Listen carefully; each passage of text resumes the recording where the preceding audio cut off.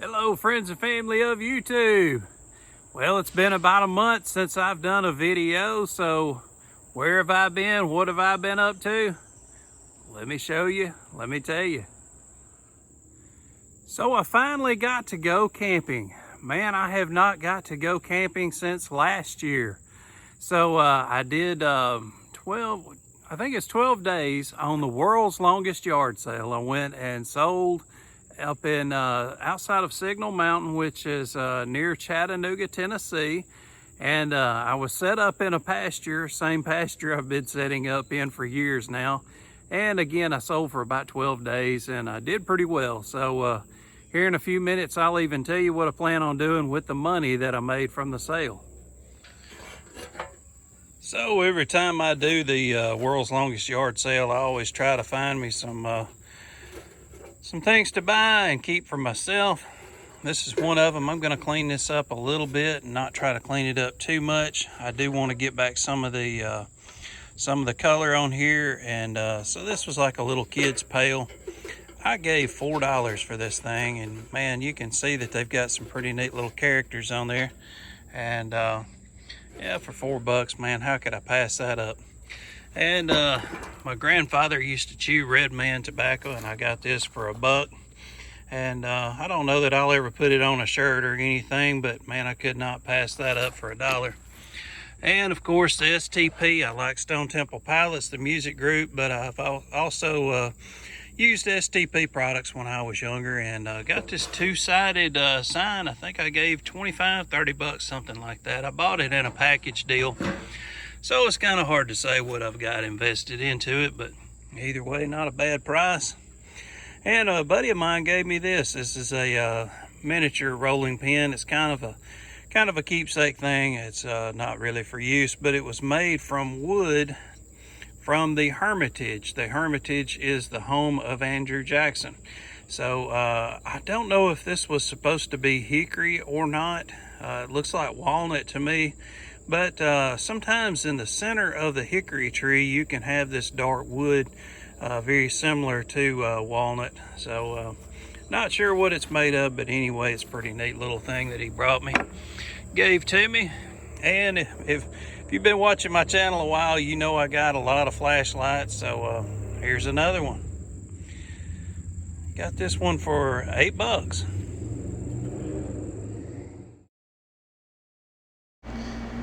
If you like drama, you definitely need to stick around to the end of the video when I tell about my latest video from the Dave's RV channel and some of the flack that I've been getting.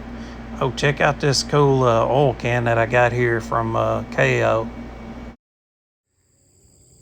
And if you're wondering, did I shoot any footage while I was at the world's longest yard sale? I have shot footage there for years, and what's sad for me is every year I get about the same amount of people watching the videos, about 125. So after doing it for 5 to 7 years, however many years I've been filming up there now, and not getting any more than that, it just really didn't make it worth my while. I really needed a vacation, so I took this time as a vacation, didn't do a whole lot of work, didn't even work my booth very much, to be completely honest. But I didn't want to do any filming. I didn't want to do anything but pleasure. Before I left on the trip, I had problems with electrical for my garage here at home. I had my van broke down twice before I was able to get going on the trip. I had a water leak show up under my home, and a roof leak show up at my rental property. All this within a matter of 2 weeks. So by the time I got to finally get up on that mountain and sell some antiques and hang out with friends, cook out every night, I was so glad to get away from it all. So anyway, let me show you a few more things going on around here. So I've still been doing some gardening here at Camp David.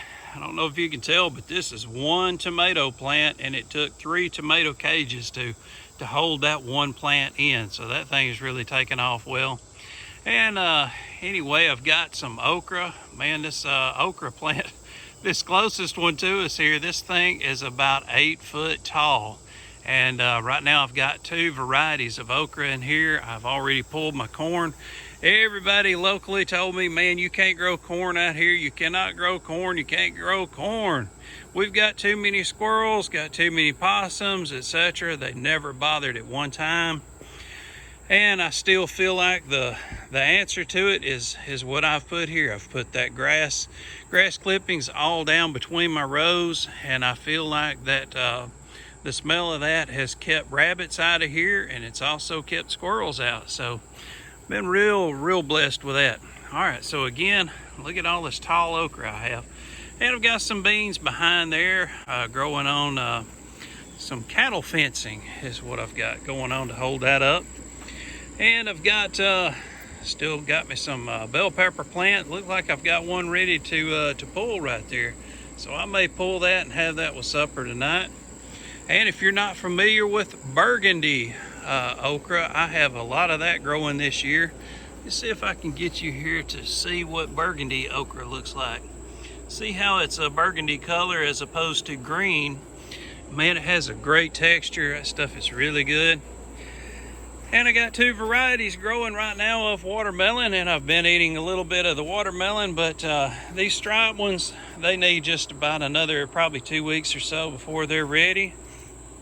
And I've got another variety here, and I cannot remember the names of these, but this one here is a little bit bigger than a softball, and it's more of a personal size watermelon. Man, I tell you what, those are really good. Got me some eggplant growing right there. So here's some more of that burgundy okra.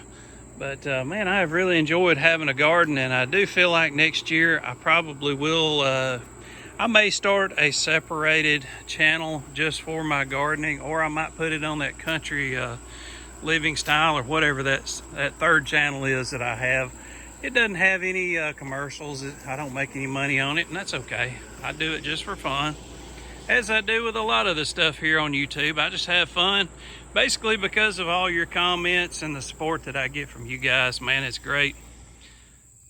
Yeah, I tell you, your comments and everything that you've done to help keep me uplifted has been great, especially during this COVID era that we live in. Man, I tell you what, I live alone, work alone, sleep alone, eat alone. I even vacation alone. I do everything alone.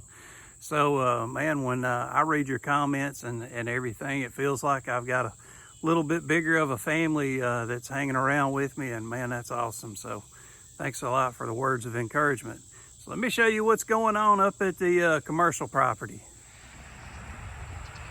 Well, I've started a second garden at my my rental property that I have, and what I'm growing here is I've got 4 rows of butter and sugar corn.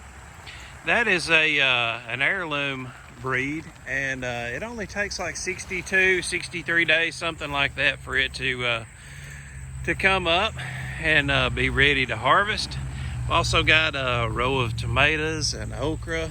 Man, if you've never had the burgundy okra, man, that stuff is awesome. So let me show you what's happening back here with my fruit trees. Well, I'm not sure how well this is going to turn out in the video. As far as what I can see on the lens here, it looks like everything is just solid green. So anyway, this is a green apple tree, and over here I've got a red apple. I've got a mixture of red and green apple trees in here, and or yellow. I guess some people might refer to these as yellow. It's kind of hard to know what to call them. They're splotchy, but I'm doing everything completely organic, not doing any spray whatsoever. And all of these trees definitely need to be thinned out. And matter of fact, this tree here I'm gonna have to cut down. It has broken in half, but I'm gonna go ahead and get the harvest I can out of it this year before I cut it down. And there's still a couple months left before this fruit's going to be picked anyway, so it'll give it time to go ahead and grow a little more. And here is another red apple tree that I have, and man, I tell you what, these red apples have been pretty good. I do like how these trees grow. They don't grow crazy like the yellowish green ones do. And maybe you can tell a little better from back here. This one here is the red one, and these are the yellowish green. So man, I really need to stay on top of these trees and get them cleaned up this year, and maybe next year I can have a better harvest. I thought I'd do it last year, and man, I just had too much going on and wasn't able to get it done. This row here is some pears, and I think the guy brought me Bradford pears because, man, these things have not produced one fruit in the years that I've had them, and I've got 4 of them. I've got this one here and these other 3. Got one behind me. It is a pear as well, and it has produced a little bit over the years, maybe 10 pears. So I'm going to go ahead and cut it too, and maybe put in some more apple, or maybe some different type of fruit. And I finally got the money to finish this building up. So I'm gonna make this an Airbnb, is kind of where I'm leaning towards right now, and still have the gun store renting that building there from me, and man, everything's going great. We had another tornadic style storm come through recently, and I don't know if you can see that or not, but it tore the roof off of that building right there. So that is about the 5th tornadic style storm to come through here over the last probably 10 years and destroy some of the buildings around me. So yes, we are in Tornado Alley here in North Alabama. It is true, we have them quite a bit. So I did get a lot of flack on my latest video on the Dave's RV channel. I made a video about using the toilet in a camper, or the lack of using the toilet. I basically was stating on there that I prefer to use a bucket with a bag method as opposed to using the toilet. I got a lot of flack for saying that and doing that. People were even saying that it was nasty, it was disgusting, etc. Now, what I want to bring to mind that I did not really mention in the video, but hopefully this will make sense as I say it. If you use the bucket method, you can get rid of it immediately. You're not breathing it anymore. It's not within inside of your camper anymore. If you use the toilet of the camper, you now have a 20-gallon, 30-gallon tank, whatever size you have under your toilet. That black tank is gonna be full of everything that's come in and out of that toilet. So keep in mind that you're breathing that air, you are cooking around that air, you are sleeping in that air, everything, you're still breathing it. I chose the method that got it out of where I was staying, and people thought that was nasty. But there were people that thought it was a better idea to sleep with it, eat with it, drink with it, etc.